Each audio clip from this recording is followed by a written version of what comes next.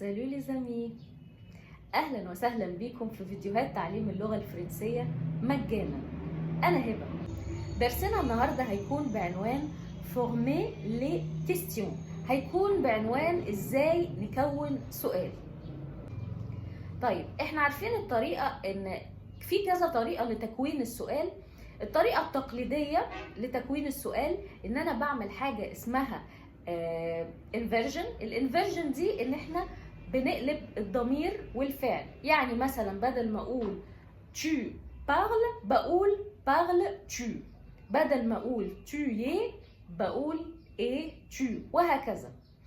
طيب في طريقة لتكوين السؤال مختلفة شوية عن الطريقة التقليدية، وهي ان انا ببدأ السؤال بجملة خبرية عادية جدا، وبعد كده بحط أداة الاستفهام في نص الجملة. تعالوا نشوف بتتكلم ازاي او بتتكون ازاي.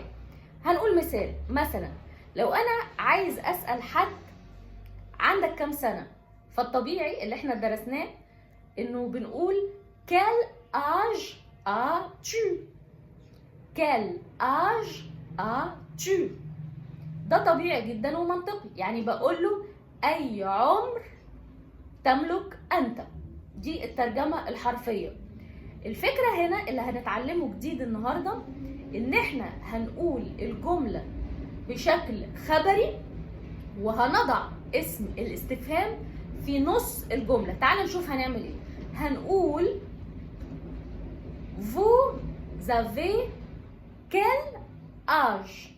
نقولها تاني، vous avez quel âge. انا كده كأني بقول في الاول جملة خبرية اللي هي vous avez، ما عملتش انفيرجن، ما قلبتش الفعل والفاعل، حطيتهم في الشكل الخبري العادي جدا، وبعد كده حطيت اسم الاستفهام اللي هو كل، وبعد كده حطيت الحاجة اللي بسأل عليها اللي هي âge. فكانت السؤال بيتقال vous avez quel âge، vous avez quel âge، انت عندك اي عمر. تمام. وطبعا الإجابة عليه هتكون جي كذا اون. يعني بنراجع برضو على كيفية الإجابة على الأسئلة دي. تاني مثال هيكون عندنا النهاردة بيقول vous avez combien d'enfants، vous avez combien d'enfants. نلاحظ هنا إن بدأنا السؤال بجملة خبرية عادية جدا، لأن احنا قلنا vous avez، ما قلناش avez-vous، قلنا vous avez، vous avez، وبعد كده حطيت اسم الاستفهام اللي هو combien، وحطيت في الآخر الحاجة اللي بسأل عليها اللي هي d'enfants. فأصبح السؤال vous avez combien d'enfants. الإجابة هتكون j'ai عدد الأولاد، وبعد كده enfants. مثال كمان، المثال اللي بعد كده بيقول les enfants ils ont quel âge. تعالوا نفهم اتعملت ازاي.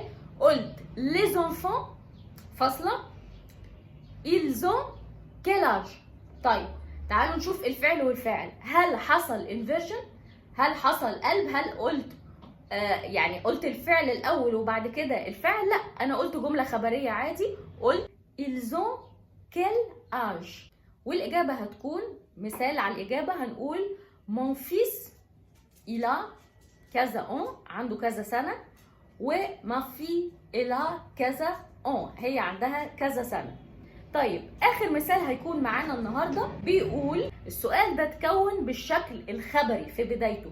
أنا قلت tu parles، ما قلتش parles tu، قلت tu parles بطريقة خبرية عادية جدا tu parles، وبعد كده حطيت اسم الاستفهام quel، وبعد كده حطيت الحاجة اللي أنا بستفهم عنها اللي هي langue. فأصبح tu parles quelle langue، أنت تتحدث أي لغات.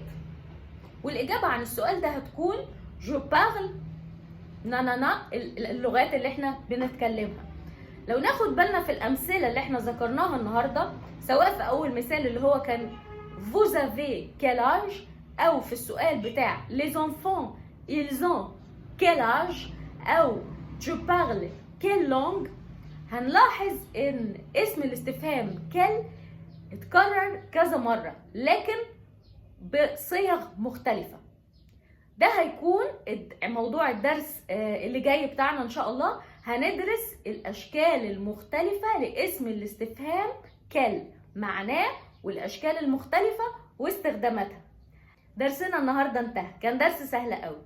لو حاسس انك استفدت النهارده ما تنساش تدوس سبسكرايب وتفعل زر الجرس علشان يوصلك كل جديد، وما تنساش تدعمنا بلايك وشير علشان الفيديو يوصل لاكبر عدد ممكن وعلشان غيرك يستفيد. باي.